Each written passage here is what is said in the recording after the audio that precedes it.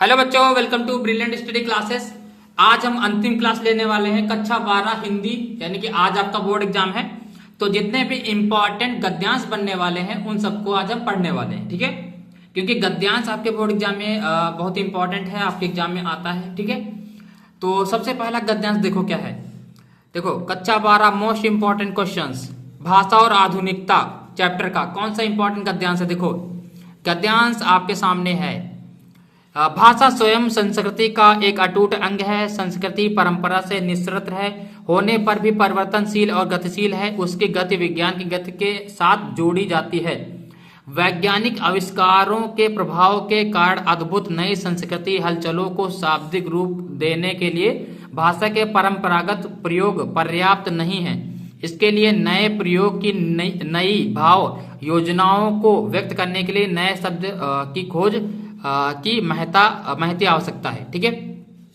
इसको पढ़ना है, ऐसे आपके बोर्ड एग्जाम में आएगा, ठीक है। उसके बाद आपसे पूछेगा गद्यांश लिखिए, उपयुक्त गद्यांश के लेखक एवं पाठ का नाम, ठीक है। देखो ध्यान से, भाषा और आधुनिकता चैप्टर, कौन सा चैप्टर है, भाषा और आधुनिकता।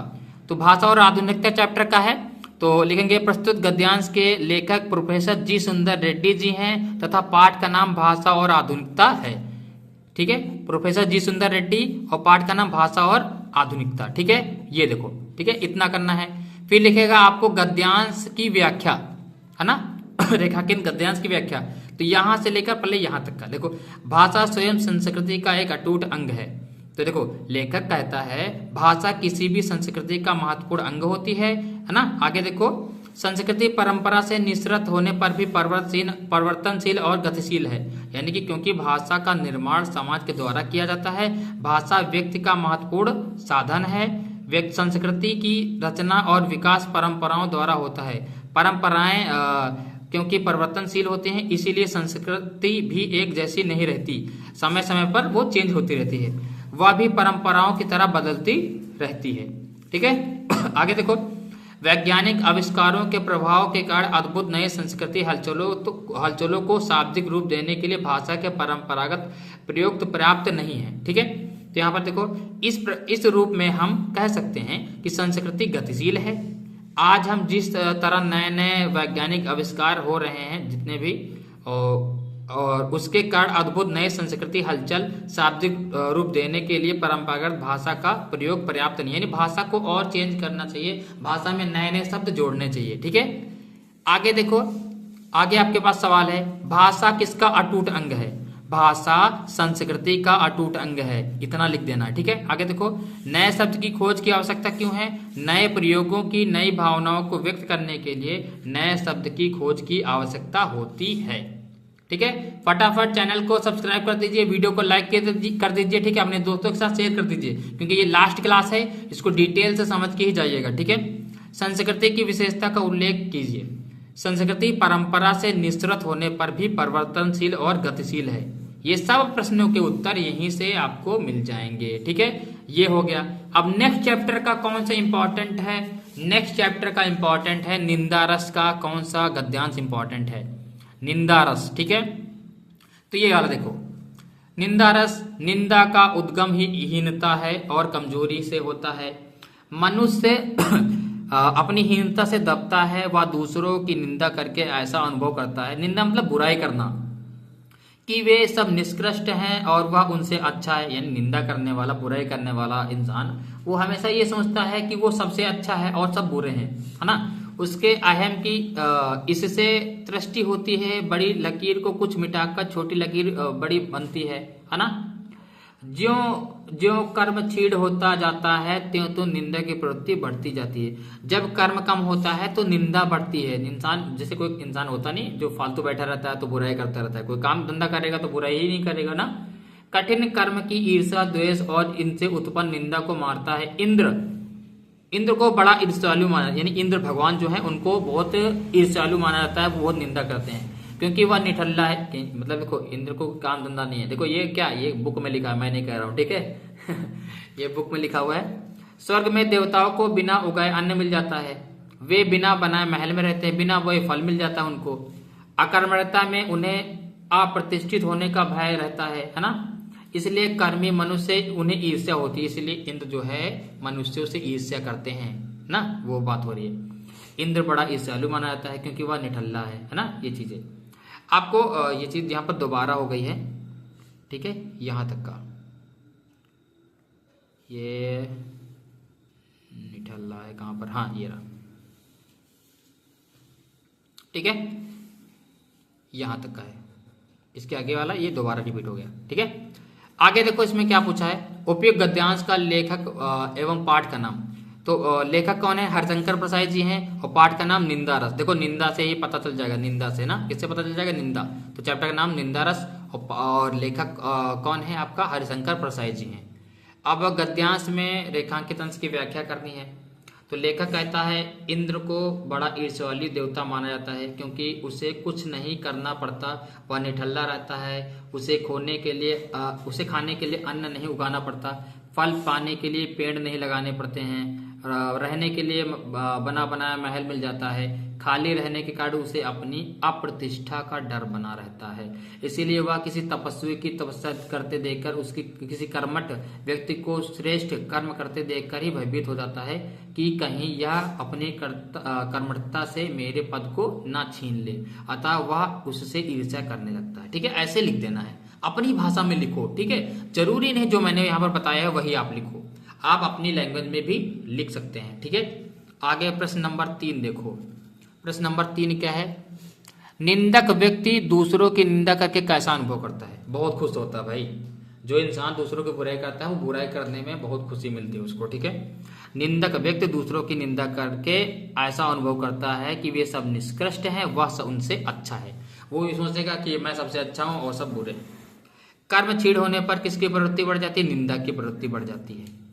5वां नंबर सवाल क्या है, प्रश्न क्या है, हीनता और कर्म छीड़ का शब्दार्थ क्या है? हीनता का मतलब तुच्छता है, कर्म छीड़ का मतलब कर्म की हीनता, यानी कि कर्म की कमी होना। ठीक है, तो ये था आपका किसका, ये आपका है निंदा रस का इंपॉर्टेंट गद्यांश। फिर मैं आपको बताता हूं राष्ट्र का स्वरूप, इसका कौन सा इंपॉर्टेंट गद्यांश है, राष्ट्र का स्वरूप। ठीक है, तो इसमें आपका देखो गद्यांश, साहित्य, कला, नृत्य, गीत, आमोद प्रमोद अनेक रूपों में राष्ट्रीय जन अपने अपने मानसिक भावों को प्रकट करते हैं। ठीक है, आत्मा का जो विश्वव्यापी आनंद भाव है वह इन विविध रूपों में साकार होता है। यद्यपि बाह्य रूप की दृष्टि से संस्कृति के ये बाहरी लक्षण अनेक दिखाई पड़ते हैं, किंतु आंतरिक आनंद की दृष्टि से उनमें एक सूत्रता है। जो व्यक्ति सहृदय है वह प्रत्येक संस्कृति के आनंद पक्ष को स्वीकार करता है और उससे आनंदित होता है। इस प्रकार की उदार भावना ही विविध जनों से बने हुए राष्ट्र के लिए स्वास्थ्यकर है। ठीक है, इतना आपको देखो इसमें दिएगा ना, देगा।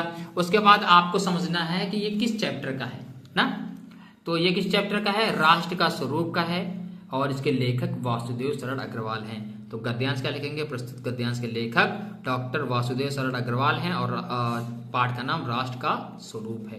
ठीक है, ये आपको कर देना है। आगे देखो क्या करेंगे, आगे यहाँ पर रेखांकित अंश की व्याख्या। तो देखो यहां से लेकर यहां तक अंडरलाइन है, इसको आपको व्याख्या कर देनी है। ठीक है, कैसे करेंगे, लेखक कहता है कि एक ही राष्ट्र के भीतर अनेक उप संस्कृतियां हैं। देखो साहित्य, कला, नृत्य, है ना, अनेक संस्कृतियां हैं। इन संस्कृतियों के अनुयायी अनेक प्रकार के आमोद प्रमोद में अपना हृदय के उल्लास को प्रकट किया करते हैं। साहित्य है, कला है, नृत्य, देखो यहीं से लिख रहे हैं, साहित्य, कला, नृत्य, गीत इत्यादि संस्कृति के विभिन्न अंग हैं। इनका प्रस्तुतिकरण उस आनंद भावना को व्यक्त करने के लिए किया जाता है जो संपूर्ण विश्व की आत्माओं में विद्यमान है। बाह्य दृष्टि से देखने पर साहित्य, कला, संगीत, नृत्य, गीत ये सभी दिखाई देते हैं, किंतु इसके अंदर मूल रूप से एक ही सूत्र है, एक ही आत्मा है। ठीक है, ये आपको लिखना है। ठीक है, इसको पढ़ के अपनी भाषा में लिख दिया है मैंने, आप अपनी भाषा में लिख सकते हैं। आगे आपका प्रश्न क्या है, आगे आपका प्रश्न नंबर देखो 3 है, राष्ट्रीय जन किन रूपों में अपनी मानसिक भावों और मनोभावों को किन रूपों में प्रकट करते हैं? राष्ट्रीय जन साहित्य, कला, नृत्य, गीत, आमोद प्रमोद आदि के माध्यम से अपने मानसिक भावों को प्रकट करते हैं। प्रश्न नंबर 4 यहाँ पर है, देखो विश्वव्यापी और आंतरिक आनंद का अर्थ। विश्वव्यापी का अर्थ है फैला हुआ, समाया हुआ, ठीक है। आंतरिक आनंद का मतलब है आत्मिक आनंद, अंदर से आता हुआ आनंद। प्रश्न नंबर 5 यहाँ पर है। प्रश्न नंबर 5 यहाँ पर क्या है? संस्कृति के आनंद पक्ष को स्वीकार करते हुए कौन आनंदित होता है? प्रत्येक, या फिर आपसे प्रश्न इस टाइप से पूछेगा या तो ये वाला पूछेगा, अथवा प्रत्येक संस्कृति के आनंद पक्ष को कौन स्वीकार करता है? प्रत्येक संस्कृति के आनंदमय पक्ष को स्वीकार करते हुए व्यक्ति आनंदित होता है जो सहृदय अर्थात जो अच्छे, उदार और व्यापक हृदय वाले होते हैं वो स्वीकार करते हैं, ठीक है। ये ठीक है, ये हो गया है। अब आपका कौन सा इंपॉर्टेंट है? भाषा और आधुनिकता का, यानी ये हर एक चैप्टर से मैं बता रहा हूं, हर एक चैप्टर से एक इंपॉर्टेंट क्वेश्चन मैं बता रहा हूं आपको ना। आप देखो भाषा और आधुनिकता चैप्टर से कौन सा इंपॉर्टेंट है?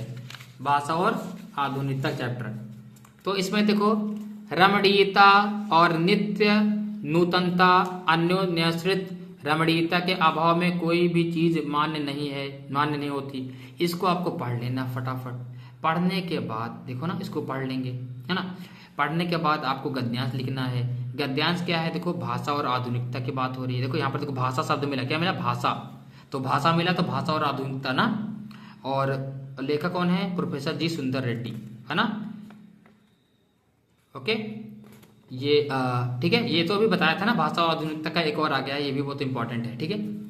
और इसमें आपको रेखांकित अंश की व्याख्या कर देनी है। क्या देखो व्याख्या करते हैं फटाक से, कि लेखक कहता है कि जो वस्तु रमणीय होगी वह नवीन भी होगी, उसमें रमणीयता भी होगी, और इस प्रकार नवीनता रमणीयता एक दूसरे पर आश्रित हैं, अतः रमणीयता की अनुपस्थिति में कोई भी चीज अमान्य होती है। आगे लेखक ने स्पष्ट किया है कि भाषा समस्त युगों की चेतना की अभिव्यक्ति करने का सशक्त माध्यम है। ये देखो, भाषा समूची युग चेतना की अभिव्यक्ति का एक सशक्त माध्यम, वही चीज मैं लिख रहा हूं, ठीक है। और कोई भी भाषा ऐसी सशक्तता तभी प्राप्त कर सकती है जब वह अपने युगों के अनुरूप सटीक तथा नवीन मुहावरों को ग्रहण करे, ठीक है। ये हो जाएगा, ओके। अब यहाँ पर प्रश्न नंबर 3, 4, 5 क्या है? प्रश्न नंबर 3 देखो, किसी से जकड़ा हुआ समाज आगे नहीं बढ़ पाता। सड़ी गली मान्यताओं, पुरानी जो मान्यताएं जिनका कोई मतलब नहीं, उनसे जकड़ा हुआ समाज आगे बढ़ नहीं पाता, यानी पुरानी कुरीतियां। सर्जक की मौलिक उपलब्धि का प्रमाण क्या? सर्जक की मौलिक उपलब्धि का प्रमाण नित्य नूतनता है, ठीक है। उसकी अनुपस्थिति में कोई भी चीज वस्तुतः जनता और समाज के द्वारा स्वीकार नहीं होती है। अन्य न्योश्रित परंपरागत शब्दों का अर्थ क्या? अन्य न्योश्रित का अर्थ है एक दूसरे पर आश्रित, परंपरागत का अर्थ है परंपरा से चले आए, ठीक है, परंपरा से चलता आया, ठीक है। अब यहां पर मैं आपको बताने वाला हूं,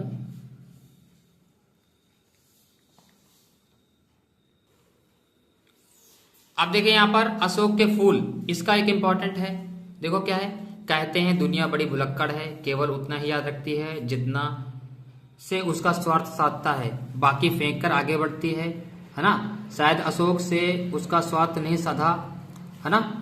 क्यों उसे वह याद रखती, सारा संसार स्वार्थ का अखाड़ा ही तो है ना। ये देखो अशोक का फूल, किसकी बात हो रही? अशोक। देखो अशोक लिखा ना, तो आपको चैप्टर पता हो जाएगा, अशोक का फूल है। गद्यांश, प्रस्तुत गद्यांश के लेखक डॉक्टर हजारी प्रसाद द्विवेदी जी हैं, पाठ का नाम अशोक के फूल है ना। अब गद्यांश में रेखांकित अंश की व्याख्या, यहां से लेकर यहां तक व्याख्या करनी है।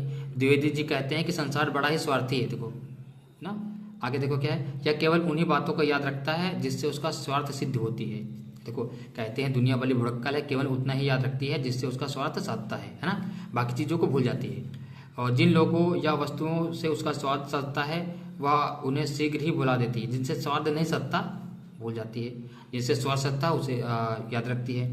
वह व्यर्थ में लोगों या वस्तुओं को याद करके बोझिल नहीं होता है, समय की गति के साथ प्रसंगित नहीं रह जाता, वह उन्हें भूल जाता है, ठीक है। यानी कि इसमें बताया गया है कि आज के युग में दुनिया बड़ी भुड़क्कड़ है, लेकिन वह सिर्फ उन चीजों को याद रखती है जिनसे उसका काम निकलता है, जैसे काम खत्म भूल जाती है, ठीक है। ये बात आगे देखो क्या है, प्रश्न नंबर 3। प्रश्न नंबर 3 देखो क्या, लेखक ने दुनिया का किस तरह का व्यवहार बताया है? लेखक ने दुनिया के व्यवहार को इस तरह बताया है कि यह केवल उतना ही याद रखती है जिससे उसका स्वार्थ सधता है, बाकी चीजों को फेंक कर आगे बढ़ जाती है। वही चीज इसमें से लिखा था, देखो कि दुनिया बड़ी भुड़क्कड़, लेकिन वह उतना ही याद रखती है जिससे उसका स्वार्थ सधता है, बाकी चीज को फेंक कर आगे बढ़ जाती है। वही चीज मैंने लिख दी, ठीक है। प्रश्न का उत्तर उसी में से ढूंढो। स्वार्थ का अखाड़ा किसे कहा गया है? सारे संसार को स्वार्थ का अखाड़ा कहा गया है, ठीक है। अशोक के विश्रामत करने का आधार किसे माना गया है? अशोक के विस्मृत करने का आधार स्वार्थ प्रवृत्ति को माना गया है, स्वार्थ वृत्ति को माना गया है। ठीक है, तो यहाँ पर इस क्लास में हमने क्या किया, इस क्लास में हमने आपको इंपॉर्टेंट गद्यांश बता दिए हैं जो आपके बोर्ड एग्जाम के लिए बहुत इंपॉर्टेंट होने वाले हैं। चैनल को सब्सक्राइब कर दीजिए और लाइक कर दीजिए और अच्छे से आप पेपर दीजिए। आपके पेपर के लिए आपको ऑल द बेस्ट और मिलते हैं नेक्स्ट क्लास में। Thank you class.